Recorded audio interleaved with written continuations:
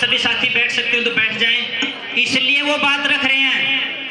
Rajveer 1 minute बैठ जाओ, 1 minute बैठ जाओ भाई, आप लोग एक बार बैठ जाओ, पीछे लोगों को दिख नहीं रहा। इधर वाले बैठ जाओ या थोड़े पीछे हो जाओ। एक बात बोलिए, भारत माता की वंदे वंदे। मीडिया वाले भी हिंदुस्तानी है, जोर से बोलिए, भारत माता की। देखिए,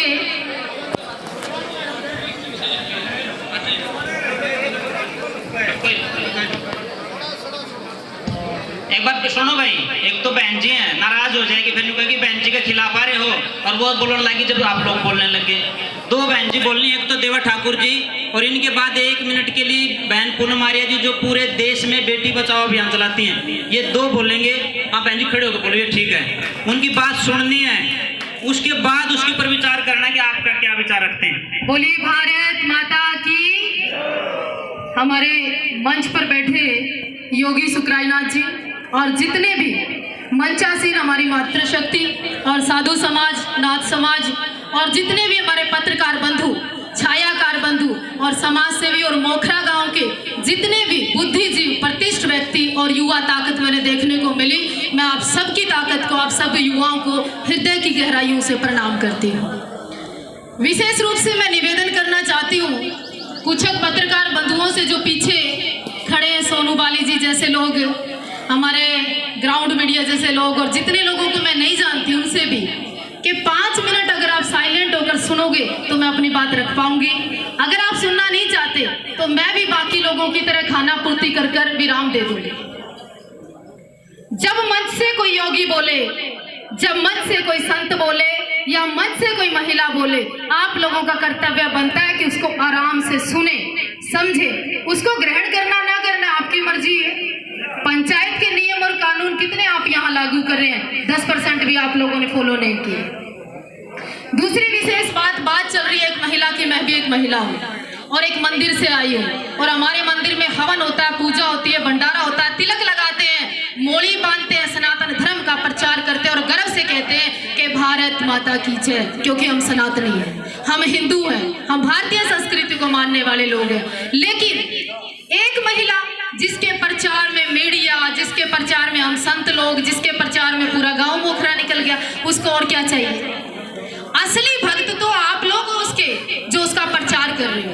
असली जिम्मेवार ये पंचायत और ये गांव है जो प्रचार कर रही है। दूसरा मैं एक जवाब देना चाहती हूँ, कुछ लोग बार बार कह रहे थे कि बाहर के लोग, मेरे को जवाब दे के जाना, किसी में भी दम है, हम बाहर के कहाँ से हो गए? सन्यासियों का अपना कोई गांव होता है क्या?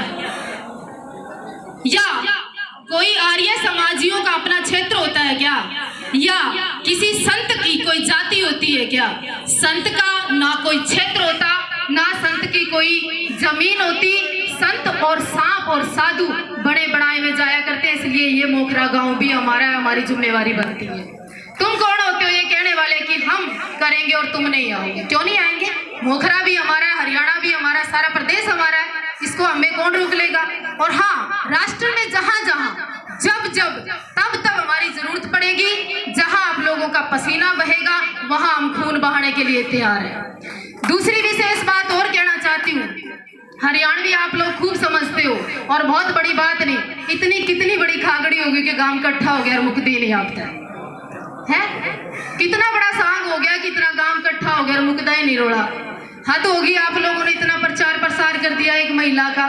दूसरी बात वो मुझे भी कह रही थी, स्वामी जी को भी कह रही थी और भी सन्यासियों को कह रही थी कि मैं ये कर दूंगी, फलाना कर दूं। देखिए, हो सकता है उसकी किसी एक्साइज के लोगों के साथ सेटिंग हो दारू में, हो सकता है किसी और लोगों के साथ उसका कोई ऐसा व्यापार का धंधा हो। इस सारे प्रकरण में, इस सारी भूमिका के अंदर वो अकेली लिप्त नहीं है, उसके साथ 20, 30, 50 लोगों की एक ऐसी टीम है जिसको उसका फंड जाता है, जिसको उसका पैसा जाता है। आप लोग गहराई से देखिए, जिस दिन मैं निवेदन करना चाहती हूँ अपने छायाकार और पत्रकार बंधु से, यूट्यूब वाले लोगों से, आप लोग बहुत अच्छा काम करते हो।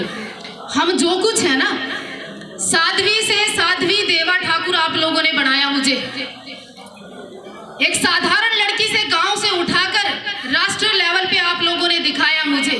तो इस महिला का मैं ये नहीं कहती कि आप ना दिखाओ, मैं ये नहीं कहती कि आप प्रचार प्रसार नहीं करो, मैं ये नहीं कहती कि मोखरा गांव आ जाके मत्था ना टेके, लेकिन इतना निवेदन करना चाहती हूँ, एक महिला इतने पुरुषों पर भारी, गजब की बात है। और आप लोग यहीं से उठकर, क्योंकि कुछ पीने वाले भी हैं यहाँ, कुछ नशा करने वाले भी हैं यहाँ, कुछ हरियाणवी में यूं क्या अगर स्वाद लेने वाले भी हैं, तो ये बात है, ऐसे स्वाद का और ऐसे नशे का और ऐसे इंजॉय से अपने युवाओं को बचा लो, ये बहुत खतरनाक है। आज के समय में आपको पता नहीं, कोरोना से लोग मर गए, आज लोगों के पास पैसा नहीं है, व्यापार नहीं है, नौकरियां नहीं है, युवा बेरोजगार है। पत्रकार सवाल करते हैं कई बार, साध्वी जी आपने सोना पहन लिया, साध्वी जी आपने ड्रेस पहन ली। मैं कहती हूँ मुद्दे की बात करिए ना, और भी बहुत विषय है, बेरोजगारी विषय है, घर घर में जाति पाति का जहर आप लोगों के बीच में हमारे जैसे नेता छोड़कर जाते हैं, उस विषय पे बात करिए। स्वामी जी को मैं धन्यवाद और साधुवाद देना चाहती हूँ कि एक मर्द तो बाकी है, एक साधु तो बाकी है, एक सन्यासी तो बाकी है जिसको पीड़ा हुई। और ये बात कहकर आपको माफी मांगनी चाहिए कि आप बाहर के लोग क्यों आए। सन्यासी कभी बाहर का नहीं होता, उसका कोई क्षेत्र नहीं होता, इसलिए आप लोगों को शर्मिंदगी महसूस करनी चाहिए। और स्वामी जी का अगर आप साथ नहीं दे सकते ना, तो अन्यथा टांग खिंचाई मत करिए। इससे पहले भी साध्वी देवा ठाकुर हुए, स्वामी जी हुए, और भी हमारे क्षेत्र के या समाज के लोग हुए, मुकदमे किस पे नहीं होते, मुकदमे कौन नहीं भुगतता, जिसकी चर्चा होती है, जिससे पास खर्चा होता है, बात उसी की होती है। कहना ये चाहती हूँ, ये पाखंड आप लोगों से बंद होता है तो करिए, नहीं तो यहाँ पर एक एक शेर, एक एक पुरुष, एक एक आत्मा इतनी ताकतवर है तो सौदा ही के लिए कुछ को नहीं। जय हिंद, वंदे मातरम। बहुत बहुत